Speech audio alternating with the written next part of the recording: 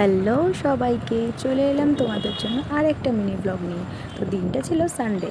অনির্বাণ আর আমি দুজনে মিলে বেরিয়ে পড়েছিলাম একটু ঘুরতে। যাচ্ছিলাম হচ্ছে রেড রোড, ধর্মতলা আর চাঁদনি, বাবুঘাট এইদিকে। শেষে চলে গেছিলাম একটা দেয়াল ঘড়ি কিনতে। এই দেখো পেছনে কত ঘড়ি রাখা রয়েছে। তারপর গেলাম রেড রোডের দিকে। সারা রাস্তায় প্রচণ্ড ভিড়, কারণ সেদিনকে কেকেআরের খেলা ছিল।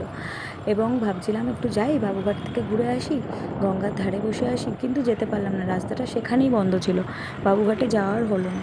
তারপরে আস্তে আস্তে ফিরে এলাম বাড়ির পথে, বাড়িতে আসবো বলে, কারণ রাধা গোবিন্দ মন্দিরে পুজো হচ্ছিলো, ভেবেছিলাম তাড়াতাড়ি গেলে একটু আরতি কীর্তন এসব শুনতে পারবো।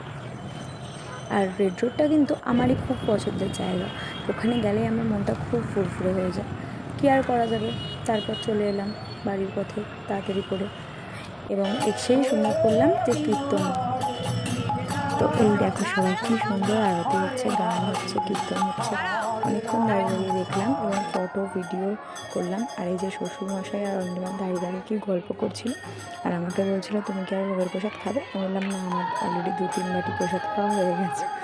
তারপরে একটু এনজয় করতে করতে সবাইকে দেখিয়ে দেখা করে টুক করে একটা সেলফি নিয়ে নিলাম। ভিডিওটা ভালো লাগলে অবশ্যই লাইক, কমেন্ট, সাবস্ক্রাইব করতে কিন্তু ভুলো না।